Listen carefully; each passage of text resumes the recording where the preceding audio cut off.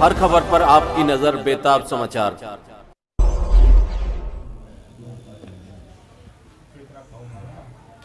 हमारे साथ मौजूद हैं जितेंद्र पांचाल जी, वरिष्ठ अधिवक्ता सरना तहसील में। जितेंद्र पांचाल जी, आज प्रजापिता ब्रह्मा कुमारी ईश्वरीय विश्वविद्यालय का ये कार्यक्रम हुआ है। इस कार्यक्रम में क्या संदेश दिया गया है? देखिए, संदेश बहुत सूक्ष्म है और बहुत वृद्ध भी है। सूक्ष्म इसलिए है कि जो भी इस धरती पे है वो सब एक परमपिता परमेश्वर के हम संतान हैं। हिंदू, मुस्लिम, सिख, ईसाई, जितने भी धर्म, पंथ, जाति, अगड़े पिछड़े जो भी लोग हैं, ये सब सामाजिक व्यवस्था हैं, भौतिक व्यवस्थाएं हैं। अदरवाइज तो हम सब एक परमपिता परमेश्वर की औलाद हैं। मैं अगर आपसे कहूँ कि आप अपनी मुझे 10 पीढ़ियों का नाम बताओ तो शायद आप 10 का बता दें, लेकिन 11, 12, 13, 14, 15 आप नहीं बता पाएंगे। लेकिन एक अल्टीमेट, एक परम सत्य है कि हम परमपिता परमेश्वर के भेजे हुए धरती पर सब प्राणी हैं और वो हम सबका पिता है। और जब एक पिता हम सबका है तो हम सब आपस में भाई भाई हैं। मेरा यही संदेश है कि मनुष्य का मूल धर्म शांति है और हमें परमात्मा ज्ञान, हमें परमात्मा ने, परमपिता परमेश्वर ने किस लिए इस पृथ्वी पर भेजा है, उसका सही ज्ञान अगर हम प्राप्त कर लें तो मैं समझता हूँ यही मूल ज्ञान है। जब सबका उद्देश्य शांति है तो फिर विश्व में अशांति क्यों हो रही है? मैंने कहा ना कि ये सामाजिक और राजनीतिक हमारी प्रतिस्पर्धाएं हैं, जिस कारण हम अपने आप को सुपर पर्सन दिखाने के लिए तरह तरह के प्रपंच रच रहे हैं।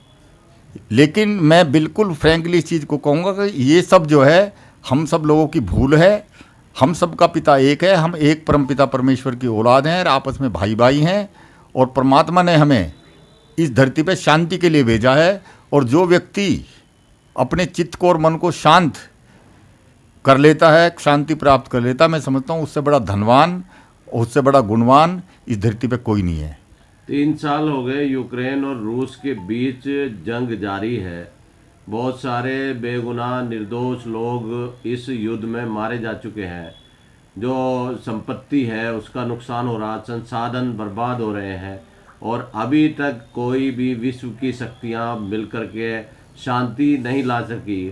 इजराइल फ़लस्तीन पे बमबारी करता रहा, 50,000 से ज़्यादा महिलाएं और बच्चे मारे गए, लेकिन दुनिया के जो शांति प्रिय देश हैं वो मिल कर के शांति नहीं ला सके।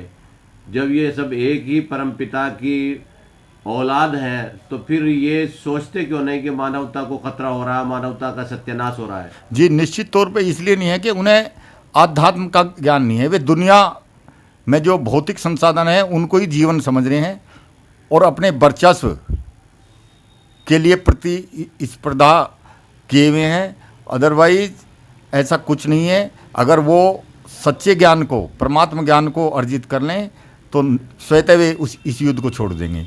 और वे ही नहीं, देश का ही मैटर नहीं है, यूक्रेन और रशिया का मैटर नहीं है, बल्कि हम जितनी भी खुराफात इस धरती पे कर रहे हैं, हिंदू मुस्लिम के नाम पे कर रहे हैं, सिख ईसाई के नाम पे कर रहे हैं, या जो भी पड़ोसी और पड़ोसी के नाम पे भी हम अपने आप को सुपर दिखाने के लिए जितनी भी एक ऐसी प्रतिस्पर्धा हम कर रहे हैं आपस में और वैमनस पैदा कर रहे हैं, वो हमारी अज्ञानता का कारण है।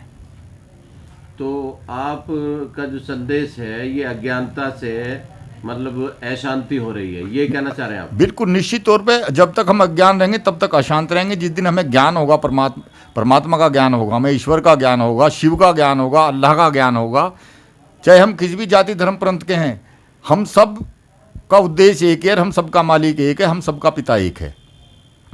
बहुत बहुत धन्यवाद। Thank you.